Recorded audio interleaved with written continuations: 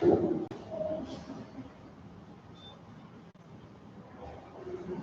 morning, students.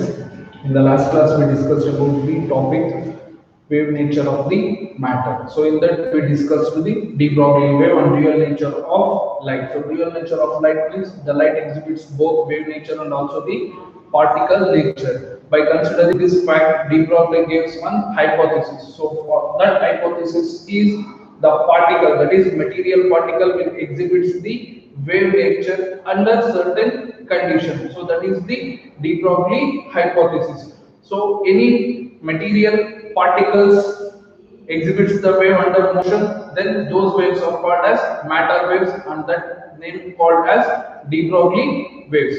So if the wave is exist means it has the length. So that length we have the de Broglie wavelength. So de Broglie wavelength is given in the terms lambda is equals to h divided by p, right? Where h is the Planck's constant, where p is the momentum of the particle. So we know p is equals to mv. So this can be written as h divided by m into v, right? So de Broglie wavelength is equals to h divided by mv, where h is the constant. So lambda is smaller if for the heavier masses and also high energetic velocity or high energetic particles, the particles which moving with higher velocities, right?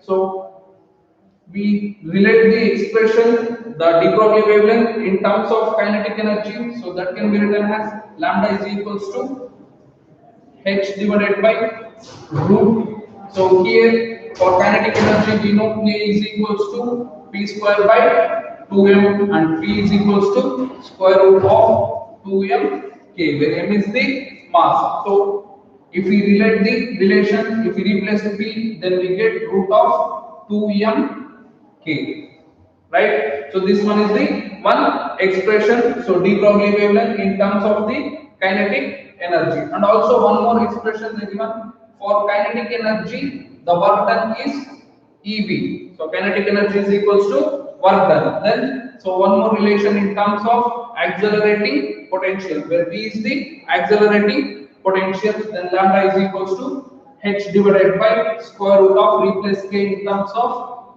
2m EV. So in this expression we have Planck's constant h, constant 2m and also e. So these variables are constant. So if we substitute the values for these variables, then simplify, we get lambda is equals to 1.227 divided by root v nanometer. So this one is the de Broglie wavelength, right? De Broglie wavelength. So only the de Broglie gives the theoretical hypothesis. So either it may be true or either it may be false. So to check this fact, Davison and Germer conducted one experiment to observe the wave nature of the particle, right? So this one is the wavelength of the matter waves or de Broglie waves. So de Broglie hypothesis for the proof, Davison and Germer conducted one experiment to observe the particle nature exhibits the wave nature. That is, particle exhibits the wave nature under certain conditions, right? So that one is the de Broglie hypothesis. To observe that one, Davison and Germer conducted one experiment. Now discuss the experiment. That is Davison and Germer experiment.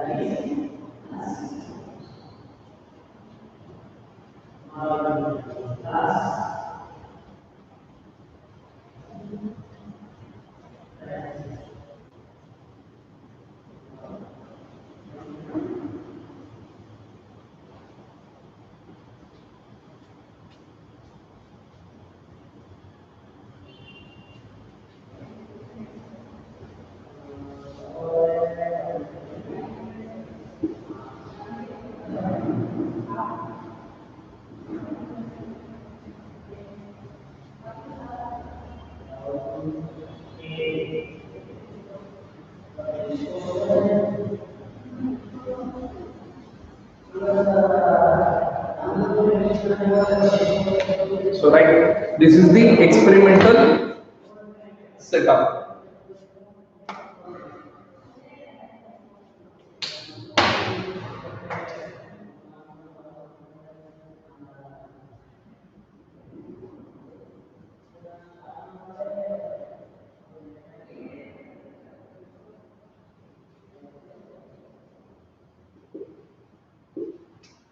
Right. So Davison and Gerber conducted one experiment to observe the wave nature of the particle. So that is given by the hypothesis given by the de Broglie. Right. So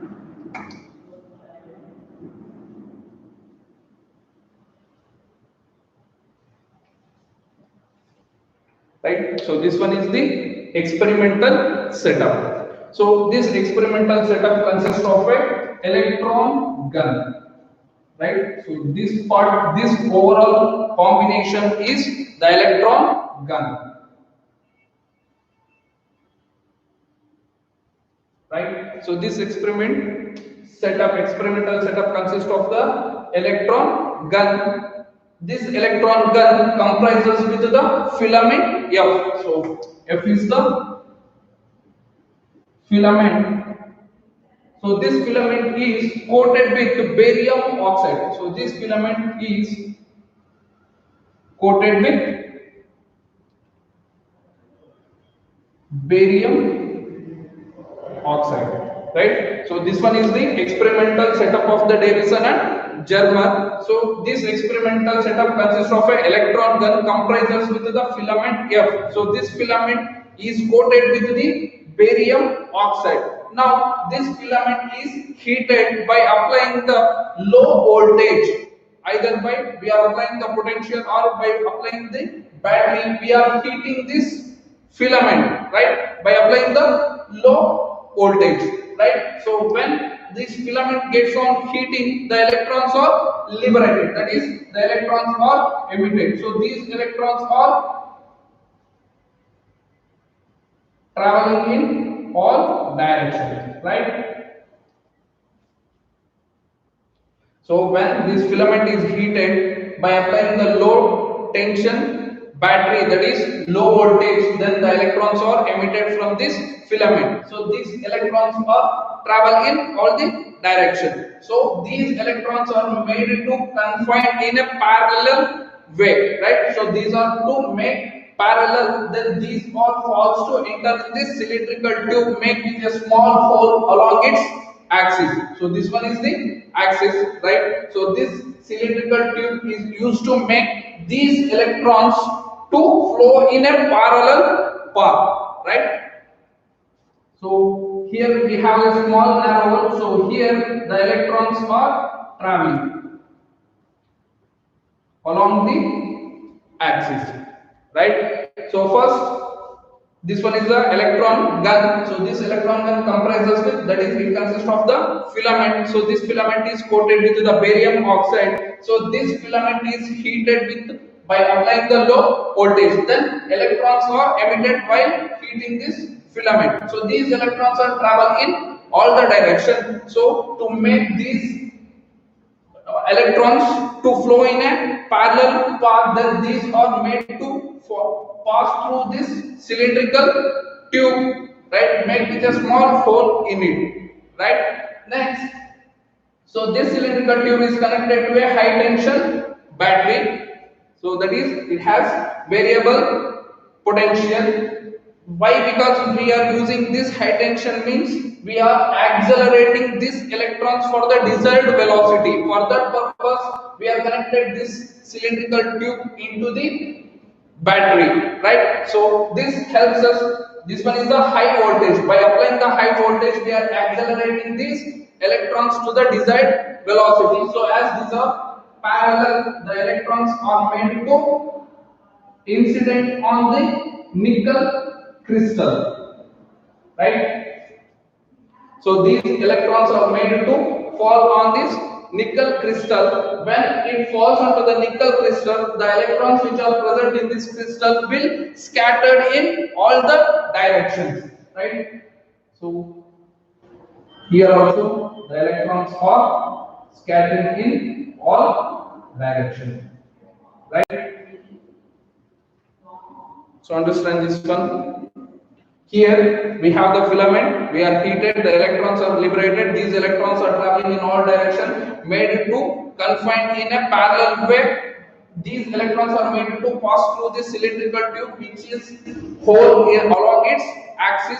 By applying the high tension voltage to these electrons, so electrons get accelerated to the desired velocity and made to fall on this crystal. When it falls onto the crystal, the electrons will scatter in all the direction. Right? Now, these scattered electron intensity is measured. That is, these intensity, scattered electron intensity is measured by using the detector. So here, this one is the detector. So this one is the electron detector. So the intensity of the scattered electron is measured by using the electron detector, right? So if we consider this one,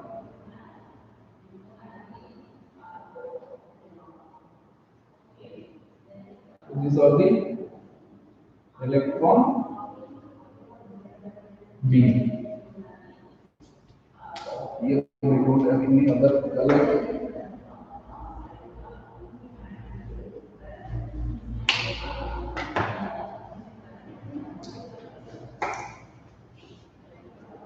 Right?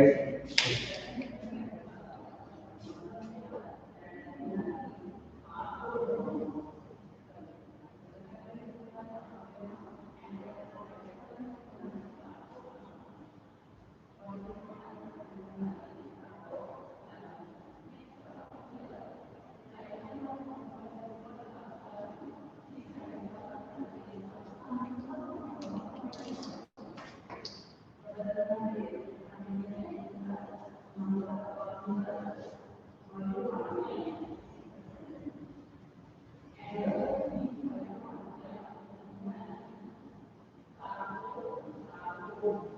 so this one is the axis. When we heated this filament, the electrons, so electrons are representing in, I am representing these electrons in green color, right? So electrons are emitted in all directions. So these emitted electrons are made to confined in a parallel way. So these directions are made to confined in a parallel way. Then these electrons are made to pass through the cylindrical tube with a small hole along its axis, right? So then the electrons will pass through in a parallel way, right? Now these electrons are get accelerated by applying the high voltage battery. So here is the low voltage and here is the high voltage. So this arrow mark represents the variable voltage. So we can vary this voltage. So when we apply the high voltage to these electrons, so these electrons will get accelerated. So accelerated means it gets more velocity, right? So then these electrons will falls onto this nickel crystal. So green color represents the electron. So the electron, these are the electron beams which falls onto the nickel. So here in the nickel crystal also contains atoms, and each atom has the electron. Then the electrons will scatter in all the directions. So here once again the electrons from the nickel crystal is scattered in all direction, right? Now we have to measure the intensity of these scattered electrons, because the electrons are scattered in all the direction. We have to measure the intensity of this scattered electron by measuring, that is we measuring the intensity by using the detector. So that one is the electron detector, right? So this electron detector, so if we measure the intensity of this scattered electron, then right. So next, this electron detector is connected to the sensitive galvanometer. So sensitive galvanometer gives the current, right? So the scattered electrons are measured by using the detector. That is, we are measuring the intensity of the scattered electrons. So we measuring the intensity by using the electron detector. So this detector is connected to the galvanometer. So galvanometer gives us the current, readings of the current, right? So this electron detector is placed or mounted on a circular scale. So this one is the circular scale,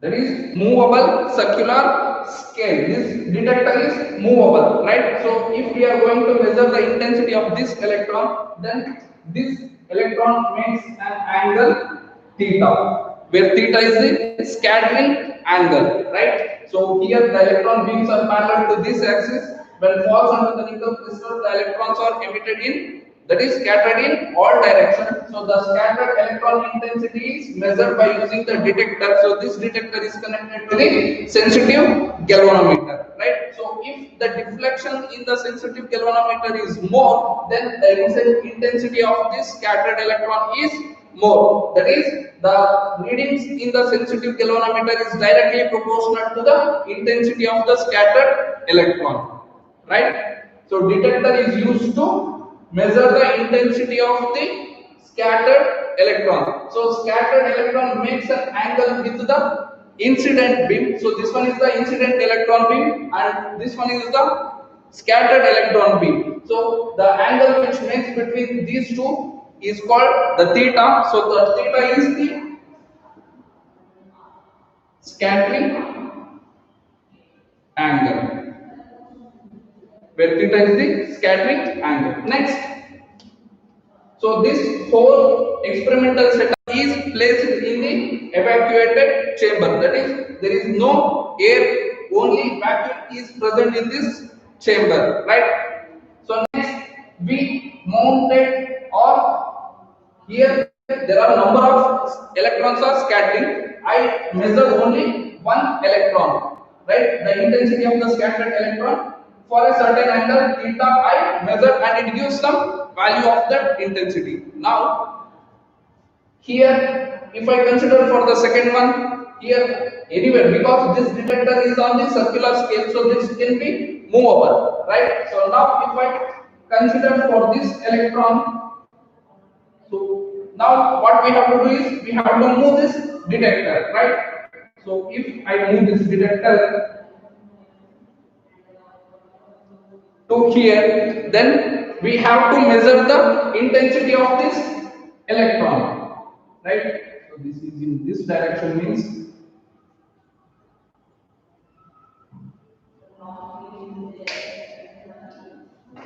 then the axis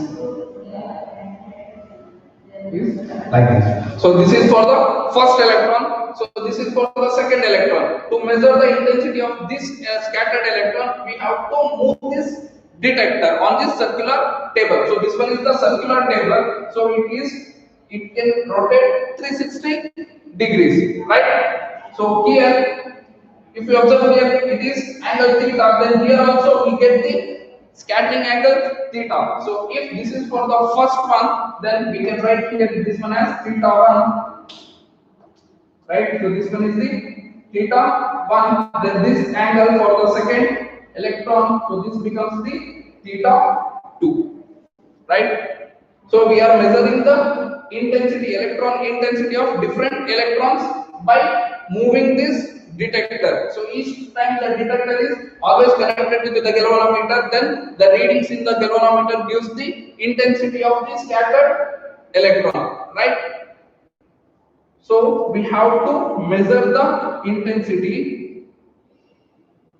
From this we can measure the intensity of the scattered electrons versus the scattering angle theta, right? So we are measuring the intensity for different angles. For example, if I get for 10 degree, for 20 degree, for 30 degree, I will get some intensities.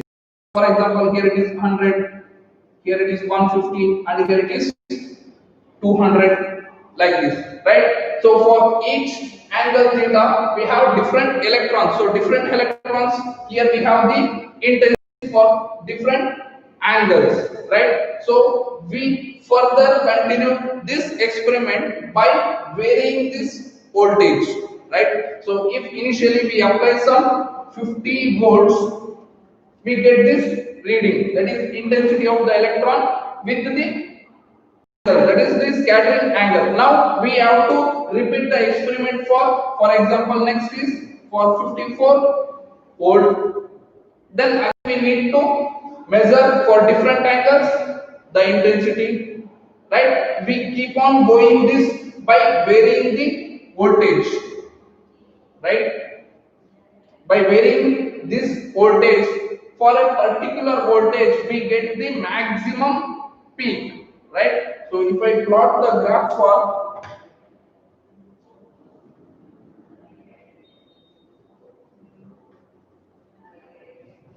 so in this experiment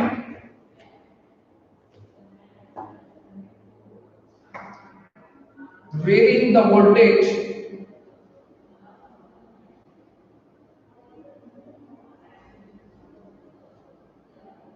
from 44 volts to 64 volts,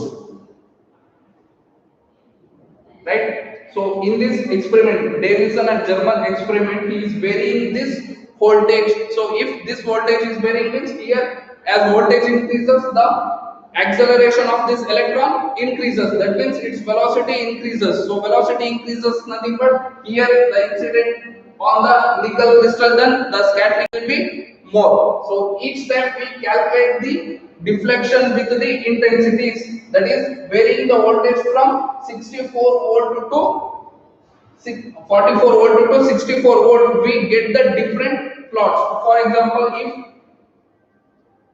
the plot is, here is the voltage along y axis and here is the So here is the intensity along y-axis, and along x-axis here is the voltage, that is high voltage, right? So for initially we applied for the 44 volt, we get the curve like this. For intensity varies with the voltage, right? So this is for 44 voltage, right? So if these are the experimental observation which did by the Davison and Jeffs. So for each time they varying the voltage by 4 volts, then they plot the graph intensity versus the voltage. So here also intensity and here is the voltage. So here they apply the 48 volts. So for that they get the curve like this, right? So next,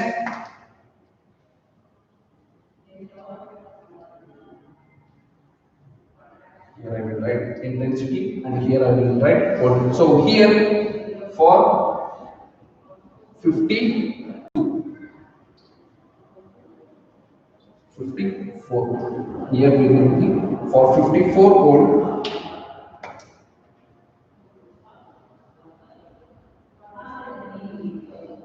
here they will get the curve like this. Next, for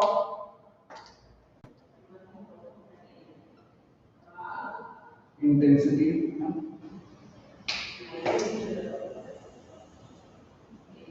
this is for 60 volt, right? So here from these graphs he observed that the maximum peak we getting at the 54 volt. So maximum peak is nothing but this branch. So this is the maximum peak for which angle? That is for the angle 50 degree. For 50 degree,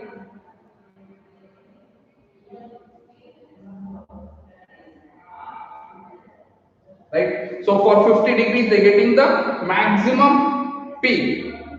That is the maximum intensity they are getting for the volt, that is 54 volt, right? So these are the graphs which vary intensity versus voltage. So each graphs have different values. So this one is the peak. So if you observe here for this one for 54 volt we are getting the maximum peak, right? So out of all these varying potential for 54 volt we are getting the maximum peak, that is maximum peak is nothing but the maximum intensity for angle 50 degree, right? So by considering this one, because here we are getting the maximum intensity for 50 degree, that is for 50 degree by, that is angle theta is 50 degree, nothing but the radiations, sorry, the electrons which are scattered at 50 degree to the incident beams, that is incident electron beams. So from this, considering this value, that is for the 54 volts,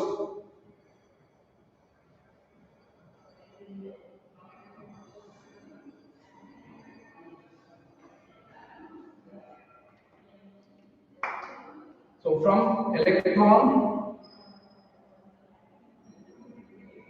diffraction measurement,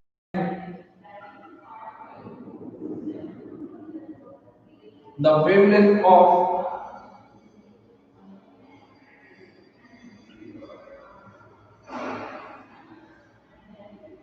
matter waves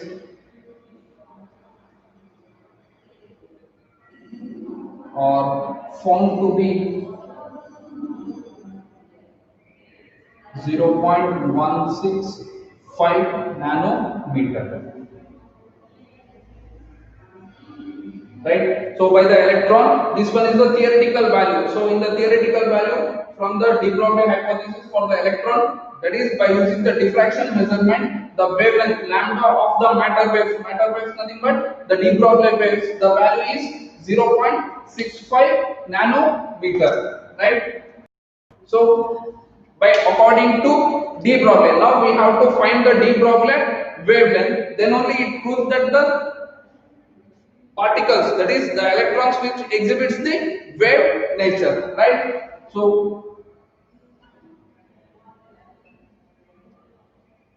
from de Broglie wavelength, we have the formula lambda is equals to 1.227 divided by root V, right? So de Broglie gives the, where V is the accelerating potential. So this potential, accelerating potential is nothing but the electrons which are getting accelerating, that is increases its velocity, right? So that voltage we call the accelerating potential, right? So we know the value, we get the maximum intensity for the voltage 54 voltage, then here the V value is 54. Now if we substitute here 1.227 divided by root 54, right? So if we simplify this one, we get the value 0.167 nanometer. That is the wavelength of the de Broglie wave. So if we observe here, so this one value we are getting is the theoretical value for the measurement of the wavelength of the matter waves,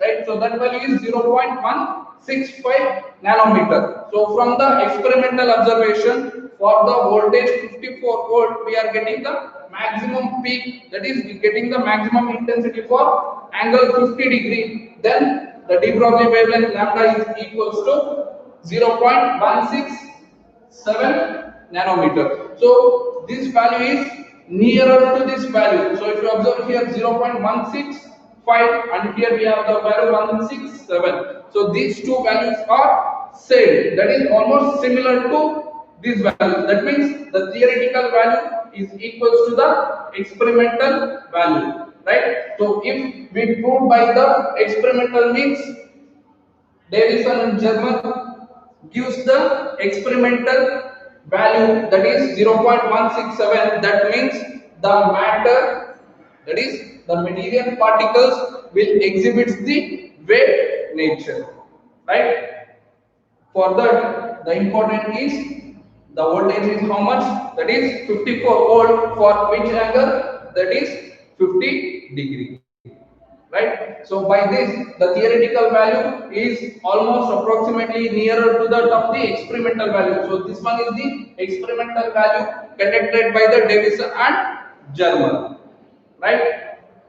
So by this, Davison and German prove that the de Broglie hypothesis is valid. That is, the material particles exhibits the wave nature. Right? So this is the experiment conducted by the Davison and German. So this one is the experimental setup. So experimental setup consists of the electron arrangement we call as electron gun. So it consists of a filament coated with the barium oxide.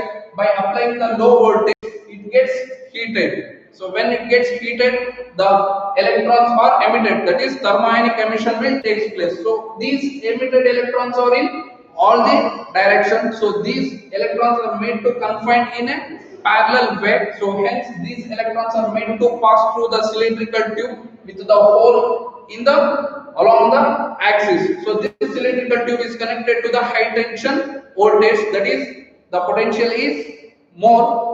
So when we connected this one, the electrons are get accelerated. So that potential we call as accelerating potential. So these electrons are made to fall on the nickel crystal, right? So when the electrons will fall onto the nickel crystal, the electrons are scattered in all the directions, right? So if we want to measure the intensity of the scattered electron by using the electron detector. So this detector is connected to the galvanometer. So galvanometer gives the reading of the current. So if the deflection in the galvanometer is more, then the intensity of the scattered electron is more. So repeated this experiment for different voltage, that is voltage which varies from 44 volt to 64 volt. So as we varying this voltage, we calculating the intensity versus the scattering angle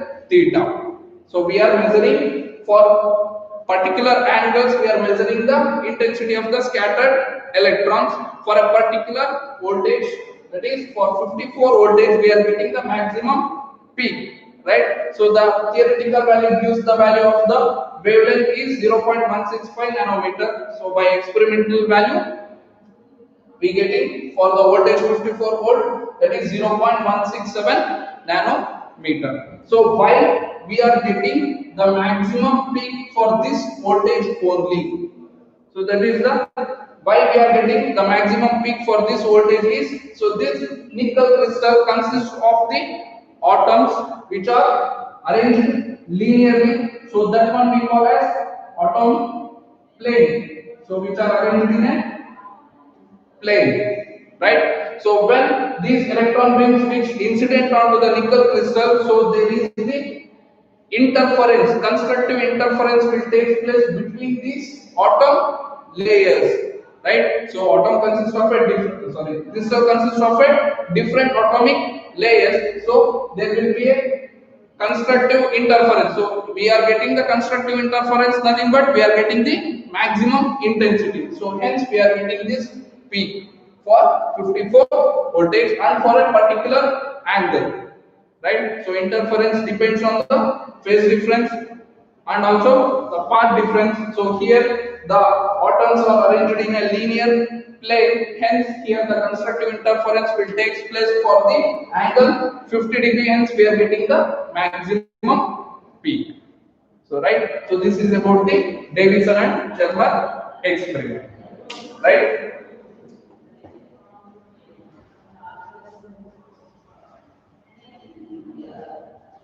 So the last concept is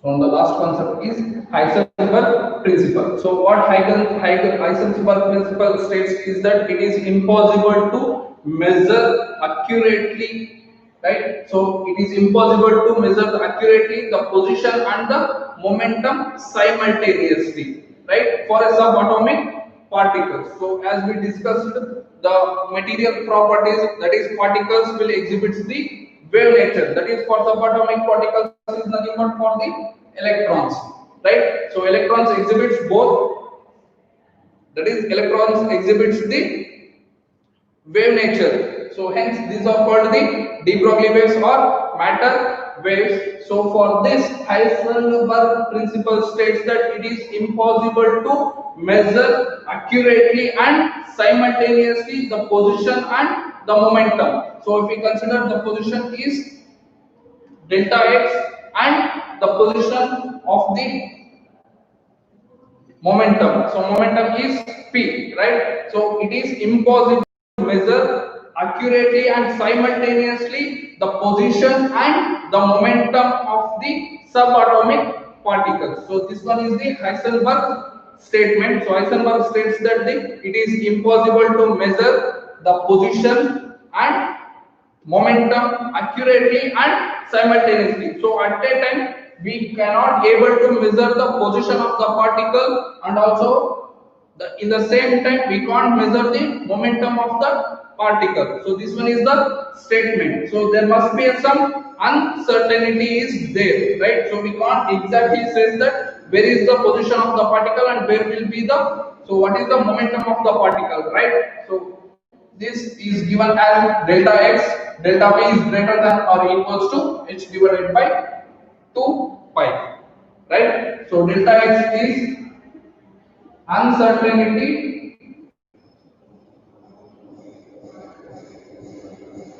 in position and delta p is uncertainty in momentum, right? It is impossible to measure accurately where will be the position of the particle and what will be its momentum. Simultaneously, we can't measure these two variables, so hence they given the statement delta x and delta p. So delta x is some uncertainty. So if we know the exact position, then we can't find the exact momentum of that particle. So if we know the momentum of the particle, in the same time we can't find the position of that particle. So this one is the uncertainty that is stated by the Eisenberg. So that one we call as Eisenberg statement or Eisenberg uncertainty principle, right? So this can also written as delta x into delta p greater than or equals to h bar. So this one is the h bar, where h bar is equals to h divided by 2 pi, right? So we know momentum p is equals to mv. For subatomic particles, if we consider electron, then the electron mass is always remains constant. So now here if we replace this delta x into m dot delta v, that is equals to greater than or equals to the constant value, that is h, right?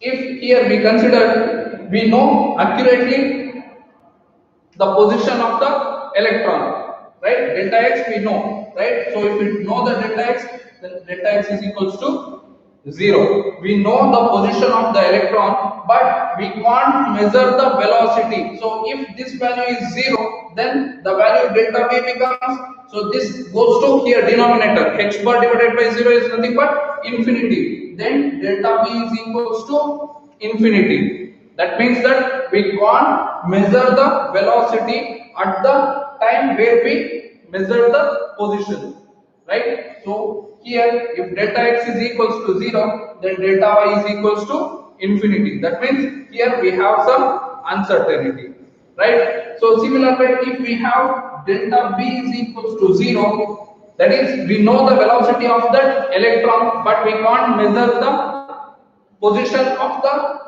it means it has some velocity for a particular time, so at that time we can't measure the position of that electron. So hence if delta v is equals to 0, then delta x is equals to infinity, right? So this one is the uncertainty, right? So we can't measure, either we explain this in terms of momentum or in terms of velocity, right? So this is the uncertainty principle. So statement is, it is impossible to measure. So it is impossible to measure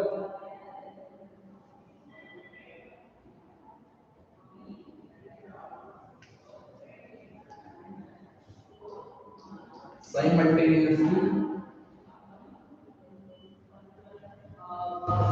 Simultaneously is nothing but at a time, right? So measure simultaneously and accurately the position and momentum of a subatomic particle. So this is the Eisenberg statement, right? So this is the mathematical form. Delta x into delta p is greater, always greater than. So this value is always greater than the value of h divided by 2 pi, where h is the Planck's constant and 2 pi is also a constant. So this constant by replaced by h bar, right? So h bar is equal to h divided by 2 pi. right? So this is about the Heisenberg principle. So by this we completed the chapter, that is dual nature of radiation and matter. So this chapter is for 5 marks. So we need to mainly focus on 3 marks. That is experimental observations of the photoelectric effect and the Einstein's observations on photoelectric equation, that is K is equals to h nu minus pi naught. For 1 marks, 2 marks, they ask for the Heisenberg uncertainty principle. So we say Heisenberg principle, or we can say Heisenberg uncertainty principle, right? So this is the end of the chapter. So in the next class we will start with the new chapter. Thank you.